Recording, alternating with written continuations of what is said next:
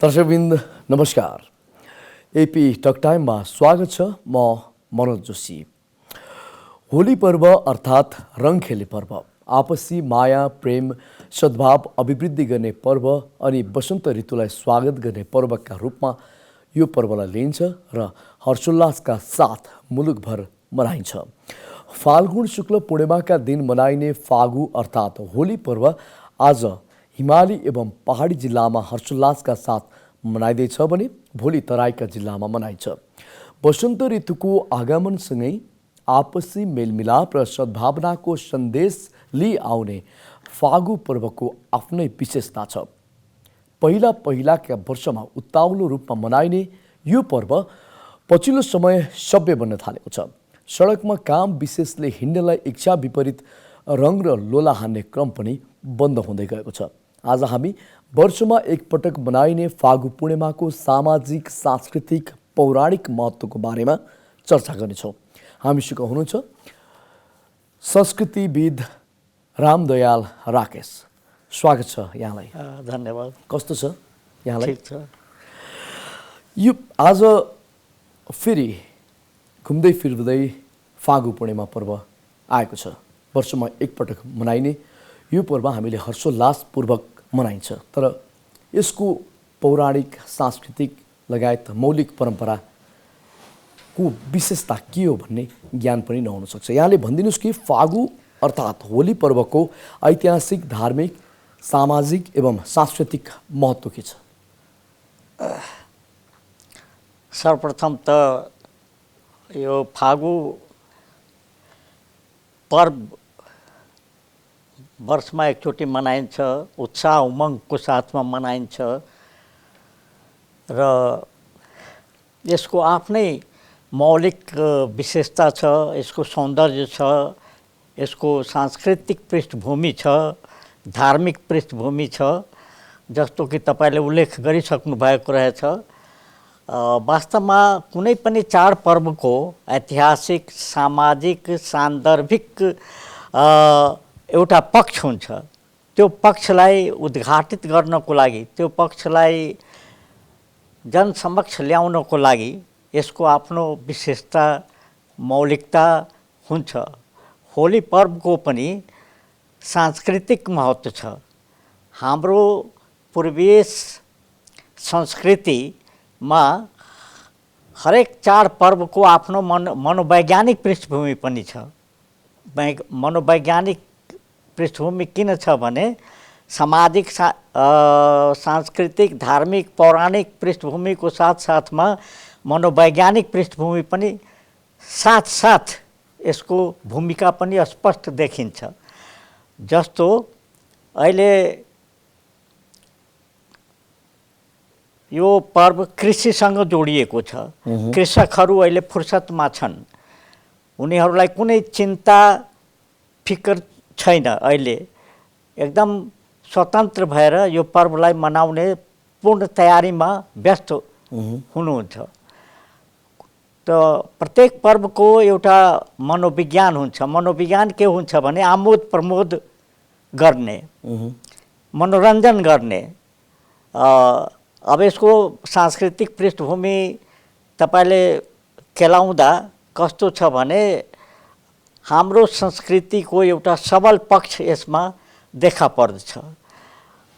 किन देखा पर्छ भने सामाजिक र सान्दर्भिक जुन हामीले अहिले उल्लेख गर्यौँ त्यसको आधारमा हामी के भन्न सक्छौँ भने यसको धार्मिक पृष्ठभूमि के छ भने हिरण्यकश्यपु जुन दुष्ट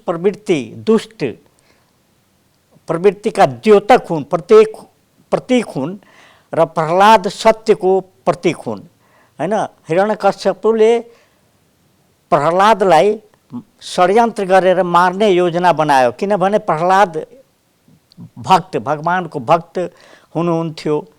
उसले के षड्यन्त्र रच्यो भने यसलाई होलिकाको काखमा राखेर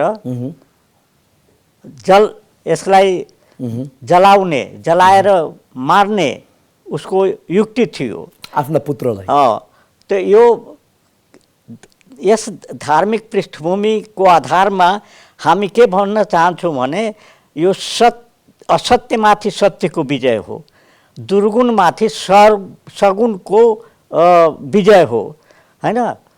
जो दुष्टता शत्रुतामाथि मित्रता सद्भावनाको विजय भएकोले यसको सांस्कृतिक पृष्ठभूमि, धार्मिक पृष्ठभूमि यस रूपमा हामी भन्छौँ। यसलाई होलिका दहन पनि हामी भन्छौँ, किनभने होलिकाको दहन भएको, होलिकालाई हिरण्यकश्यपले जुन उद्देश्यले आफ्नो काखमा प्रह्लाद र राखेर मार्ने योजना बनाएको त्यो योजना असफल भयो। त्यो असत्यमाथि सत्यको विजयको प्रतीकको रूपमा हामी यो होली पर्वलाई हरेक वर्ष हर्षोल्लासको साथमा मनाउँदै आएको एउटा लामो परम्परा छ, सदियौँदेखि आएको परम्परा छ। अनि यसको सांस्कृतिक पक्ष हेर्दाखेरि धर्म र संस्कृतिमा अन्योन्याश्रित सम्बन्ध हुन्छ, हैन। त यसको सांस्कृतिक पक्षलाई हामी यदि विवेचन र विश्लेषण गऱ्यौँ भने प्रत्येक संस्कृतिको आफ्नो सौन्दर्य हुन्छ, मौलिकता हुन्छ र त्यसै परिधिभित्र, त्यसै सांस्कृतिक परिधिभित्र हरेक चाडपर्वको उद्भव हुन्छ। हरेक चाडपर्वको उद्भव यसरी हुन्छ र होलीको पनि यस्तै सद्भाव र समन्वयको भावना प्रतिबिम्बित गर्नको लागि यो पर्व हामीले प्रत्येक वर्ष मनाउने गरेका छौँ। यसको यही सांस्कृतिक र धार्मिक पृष्ठभूमिको बारेमा संक्षेपमा यति भन्न सकिन्छ। होली पर्वको ऐतिहासिक महत्त्वको विषयमा विभिन्न मिथक, मिश्रण, अभिव्यक्ति पनि आउने गरेका छन्। आफ्नो व्याख्या हुन्छ। कसैले यसलाई यस्तो होलिकाको सम्बन्धसम्म जोडेका छन्, प्रह्लादको सम्बन्धसँग जोडेका छन् भने कसैले यसलाई कृष्ण र राधाको कथासँग जोडेका छन्। यसले गर्दाखेरि कहिलेकाहीँ पर्वका विषयमा विरोधाभासपूर्ण अभिव्यक्ति पनि आउने गरेका छन्। खासमा राधा र कृष्णको जुन कथा छ त्योसँग आधारित छ अथवा छ अर्को कुनै? होइन, यो अब यहाँले भन्नुभयो विवाद छैन, यो निर्विवाद हो। किनभने कृष्ण र राधाको प्रेम संसारमा सबैलाई थाहा छ, होइन।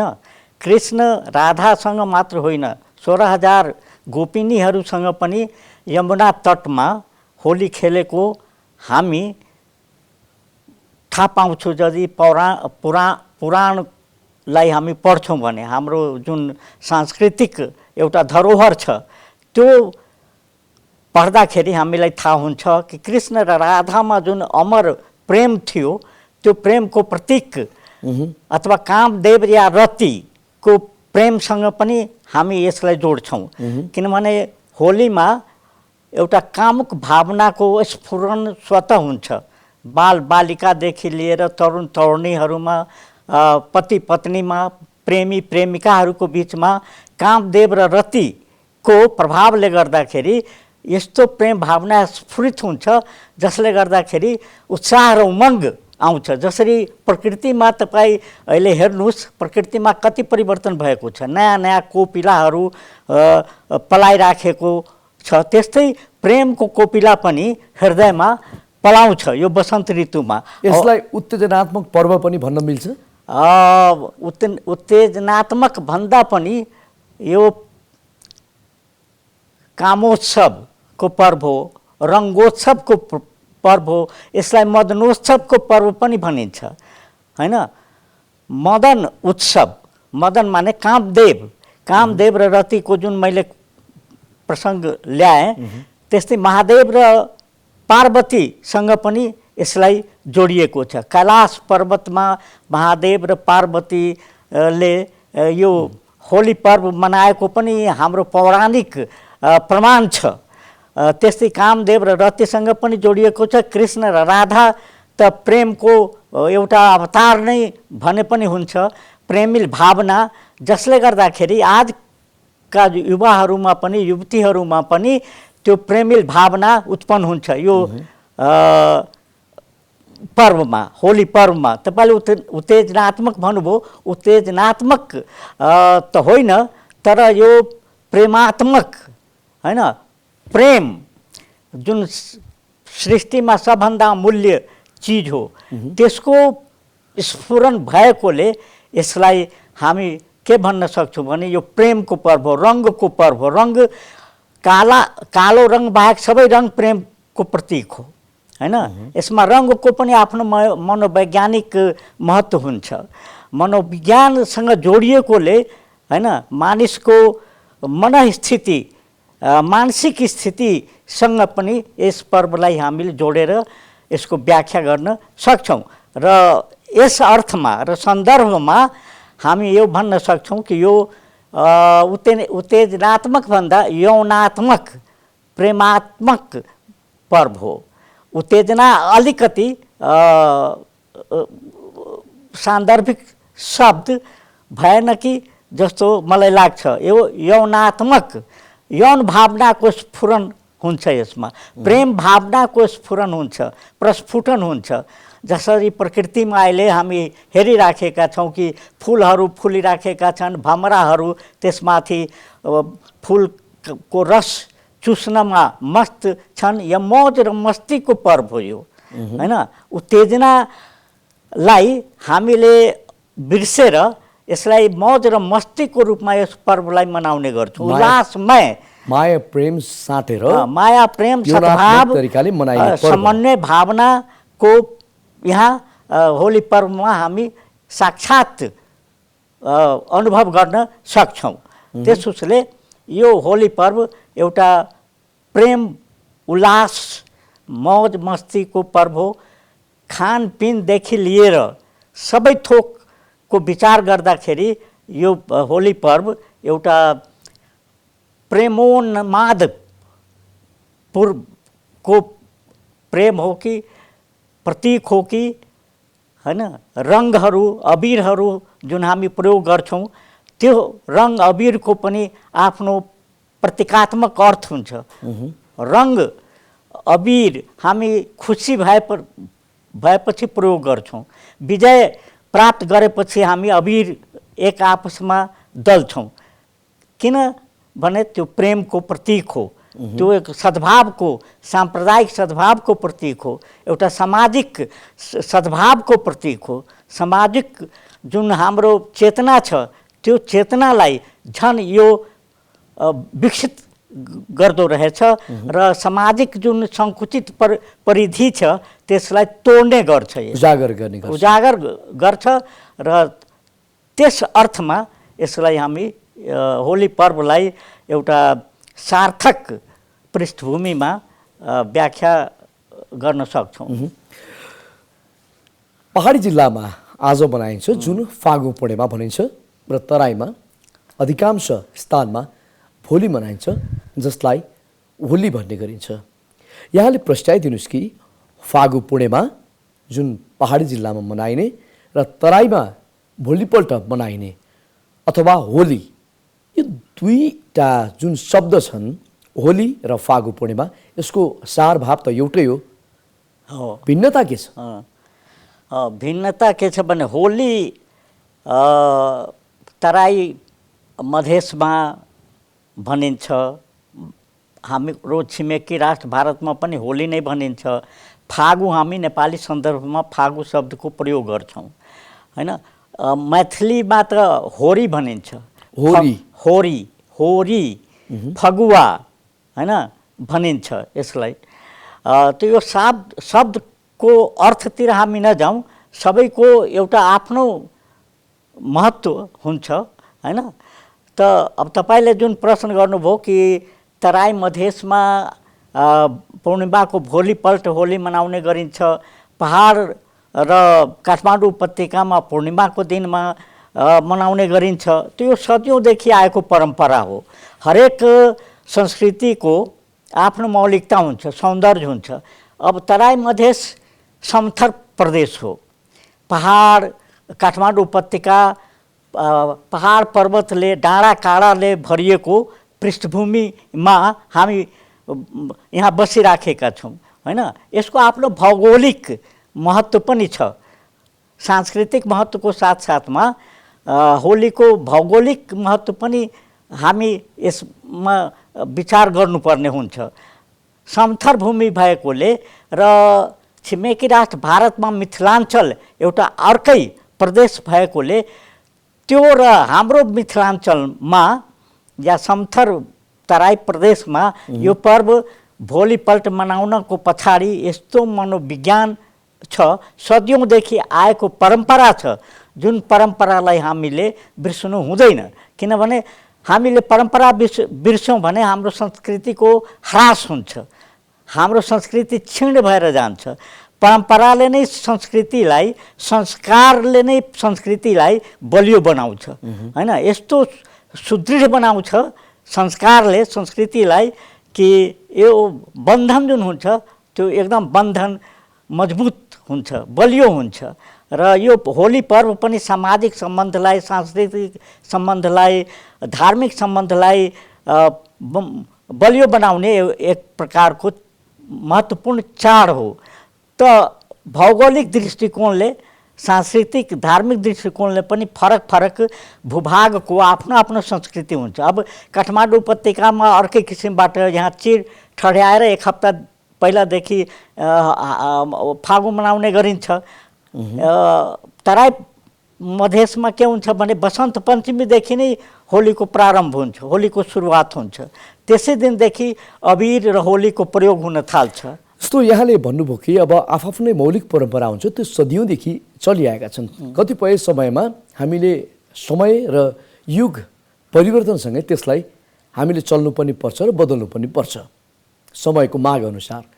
मैले भन्न खोजेको होली र फागु पूर्णिमालाई एकै दिन तराईमा पनि, पहाडी जिल्लामा पनि र हिमाली जिल्लामा पनि यसलाई एकै दिन मनाउँदामा कुनै त्यस्तो चाहिँ फरकता छ?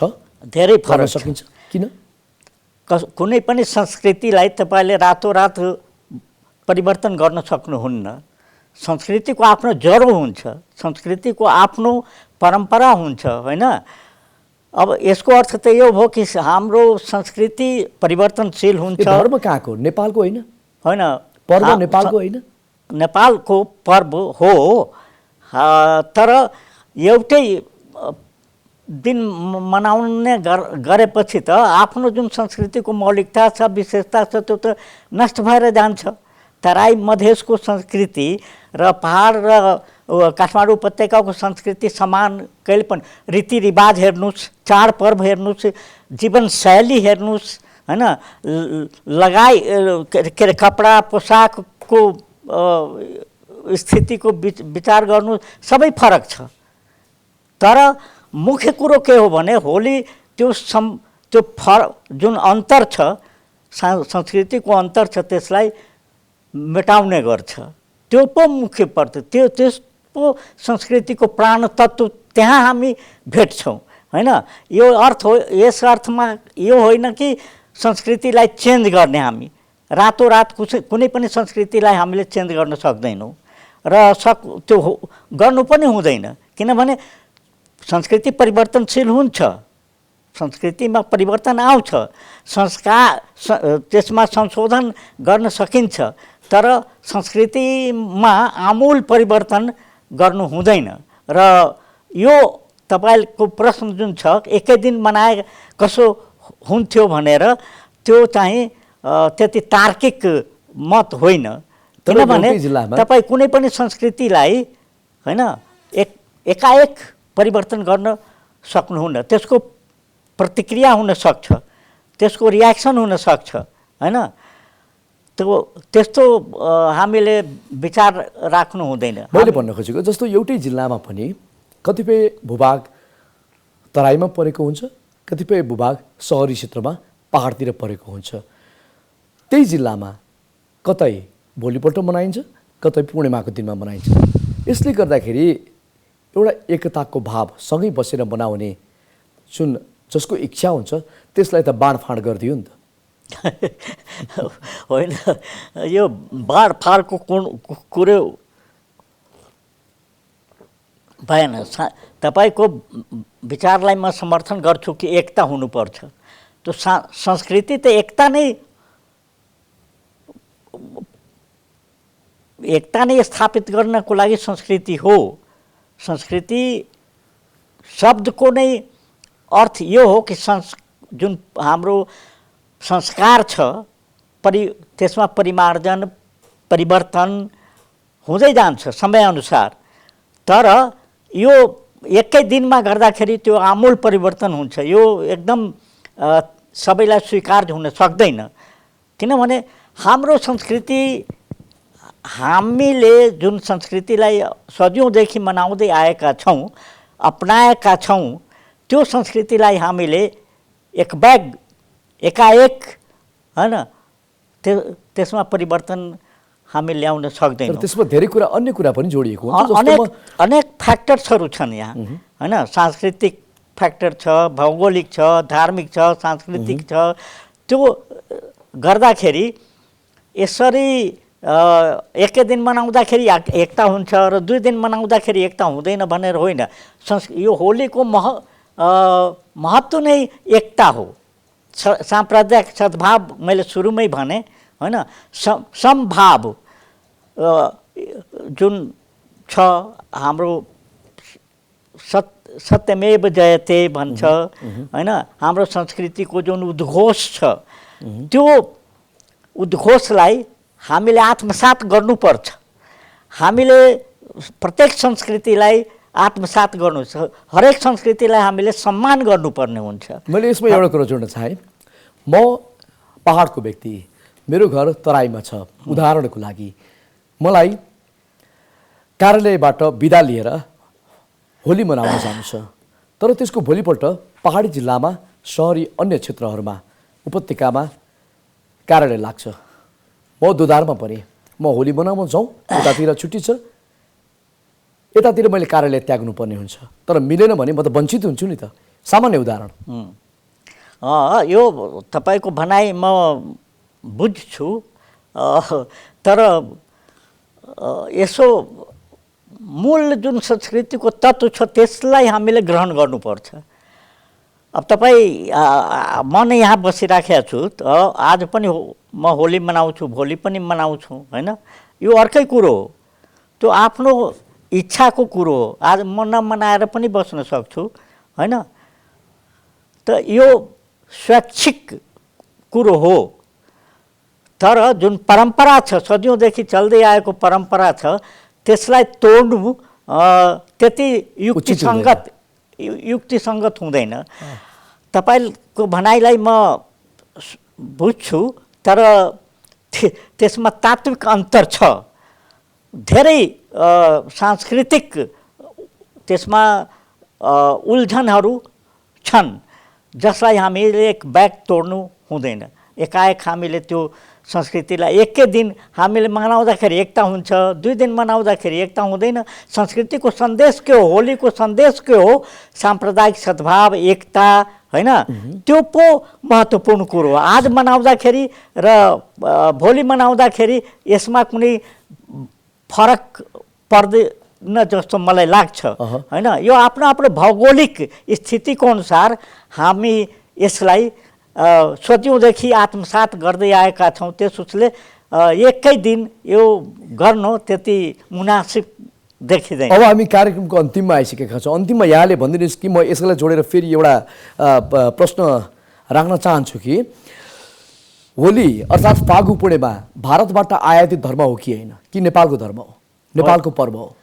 यो कहीँबाट आएको होइन, यो आफ्नो माटोको उपज हो, नेपालकै हो, नेपालकै उपज हो। तर के छ भने नि यो सांस्कृतिक समरसता, सांस्कृतिक एकता, सांस्कृतिक जुन हामी यसको समरसता जुन हामीले सदियौँदेखि आत्मसात गर्दै आएका छौँ, त्यसोस्ले मैले सुरुमै भनेको नि, छिमेकी राष्ट्र भारतमा पनि मिथिलाञ्चल छ हैन।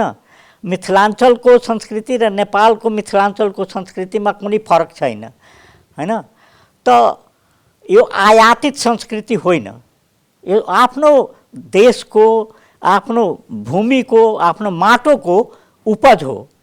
अब सांस्कृतिक समरूपता यदि कहीँ भेटिन्छ भने त्यो झन् राम्रो कुरो हो। यसको संस्कृतिको विस्तार हुन्छ। यसबाट संस्कृति सङ्कुचित गर्नु हुँदैन, यसलाई विस्तृत गर्नु राम्रो कुरो हो। हाम्रो धर्म संस्कृति जोगाउनुपर्छ। यसलाई आयातित संस्कृति भन्न त्यति सुहाउँदैन। अब अन्तिममा आज फागु पूर्णिमाको उपलक्ष्यमा यहाँले आम हाम्रा टेलिभिजन हेरेर बसिरहनुभएका दर्शकलाई छोटो सन्देश के दिन चाहनुहुन्छ? अहिले कोरोनाको कहरले गर्दाखेरि हामीले सावधानीपूर्वक होली पर्व मनाउनु पर्छ। अबिर नदलेर हैन रङको प्रयोग गर्नुपर्छ। त्यो पनि पिचकारीले रङको प्रयोग गर्दाखेरि सामाजिक दूरी पनि कायम हुन्छ हैन, र यो कोरोनाको प्रभाव पनि कम हुन्छ। किनभने पिचकारीले यदि हामी रङ एकअर्कामाथि प्रयोग गर्छौँ भने त्यो सामाजिक दूरी त्यहाँ कायम हुन्छ हैन। अबिर दल्दाखेरि हामी एकदम समीपमा गएर नजिकमा गएर हामी अबिर दल्छौँ, गालामा हैन, टाउकोमा अबिर छर्छौँ। त्यो चाहिँ अलिक कोरोनाको दृष्टिकोणले खतरनाक हुन सक्छ। त्यसोस्ले म के भन्न चाहन्छु भने अबिरको प्रयोग कम होस्, माथि टाढाबाट त फाल्न मिल्छ। रङ त पिचकारीले गर्दाखेरि तपाईँ यो मुख्य रङको पर्व हो। यो रङ्गोत्सव किन भनियो? सुरुमा मैले रङ्गोत्सव भनेको रङको उत्सव हो यो हैन। रङको उत्सव भएकोले रङको प्रयोग गर्नुपर्छ र शुद्ध रङको हैन। यो कृत्रिम रङको होइन, बनावटी मिसावटी रङको होइन। यसबाट त अब तपाईँको चर्म रोग हुन सक्छ, के अरे छालाको रोग हुन सक्छ।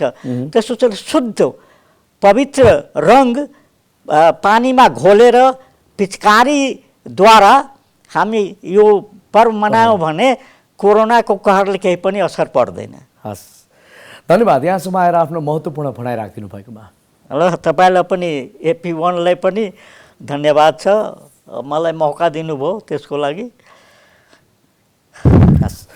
दर्शकवृन्द, आज हामीले कुराकानी गऱ्यौँ आज फागु पूर्णिमा पर्वको ऐतिहासिक, सांस्कृतिक, सामाजिक, पौराणिक महत्त्व के छ र हामीले भोलि तराईको जिल्लामा जुन होली भनेर मनाइन्छ, होली कसरी मनाउने र फागु पूर्णिमा होलीमा भिन्नता के कस्तो छ, हाम्रो संस्कृति जोगाउन के गर्नुपर्छ भन्ने विषयमा कुराकानी गर्दै थियौँ। र आज फागु पूर्णिमा कोरोनाको कहर छ, यहाँ पनि सभ्य सुरक्षित भएर आफ्नो घरमा आफन्तहरूसँग अबिर दलेर अथवा आफ्नै ढङ्गले फागु पूर्णिमा पर्व मनाउन हुन हामी पनि आग्रह गर्दछौँ। सुरक्षित रहनुहोला। र हामीसँग हुनुहुन्थ्यो संस्कृतिविद रामदयाल राकेश। AP1 हेर्दै गर्नुहोला। नमस्कार।